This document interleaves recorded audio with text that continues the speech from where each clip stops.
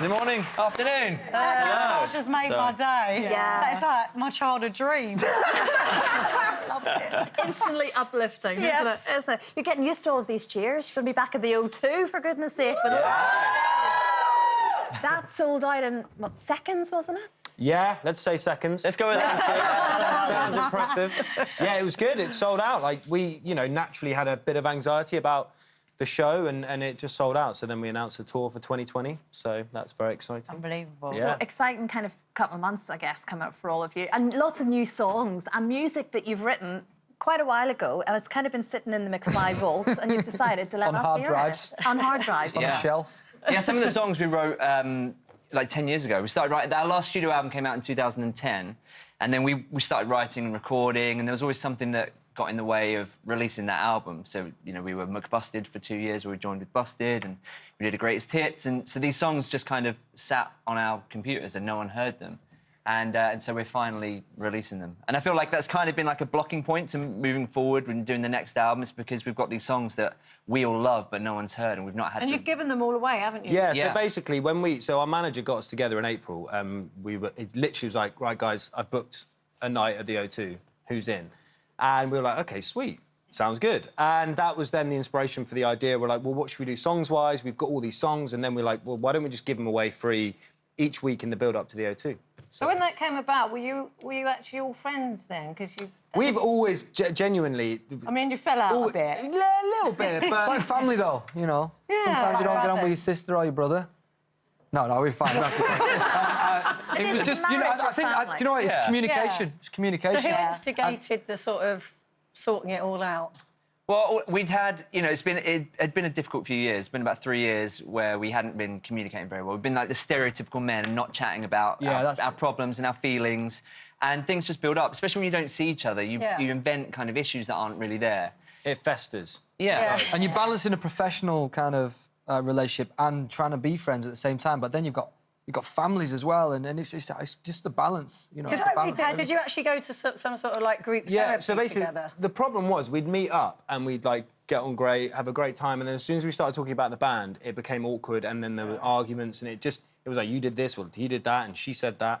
She. Interesting. Give away my secrets. And then it was like, this is just getting ridiculous, because we all love each other, we love the band, we all desperately want it to happen, and there were these annoying hurdles that were just getting in the way, and we were like, let's just go to a neutral place and we can honestly... Like mediation. Yeah, without getting defensive and feeling like you can't say stuff, and because we'd never talked about stuff, because we get on so great, but we've done everything together. Doug was 15 when he joined the band, we've been through so Still much looks together. it. Can we leave that? That's mine.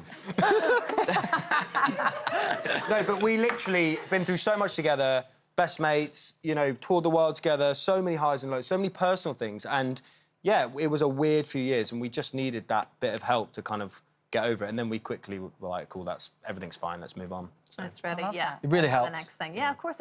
Well, we talk about it all the time on this show, don't we? It's exactly what you need to do. More importantly, who's snogged who? They know that. Out of us?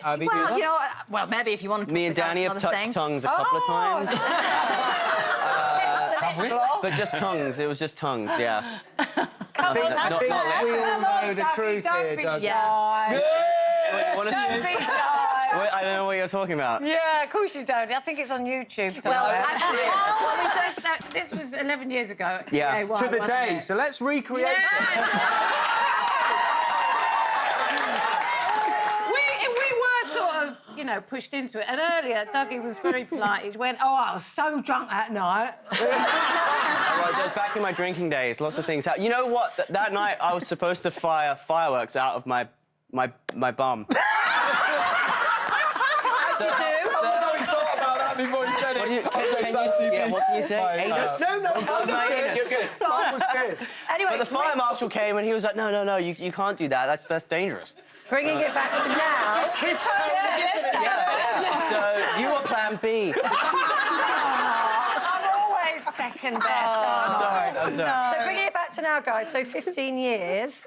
16 years. 16 years. Yeah. I just wanted to know, now you've kind of got back together, what have you learned about fame? Not much. Same. Because you were sort of like boy band. Well, what was good was that massive when the band started, we just moved into a house together.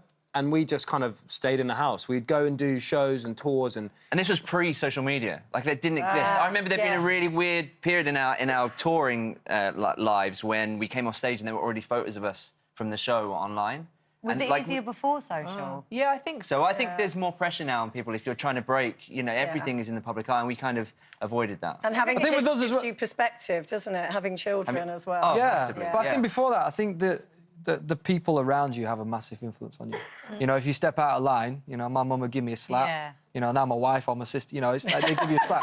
So it's like you need that around you, you know. And we had a great team, and also we had us, you know, You mean together. a verbal ticking off? Yes, Of course. but the thing, that's why it worked, because we all shared the same morals. I think for us, it's the same morals, same sense of humour, and that's why it's always worked. And so we would just go back and party in our house, and, like, we never went into that celebrity, like, VIP I scene. can't wait to do you know watch what I this. mean? I can't wait to come and see you do it all again. It's Well, brilliant. It was O2 so- sold out, like we say, but starting on the 17th of April, the 2020 tour. McFly, everybody.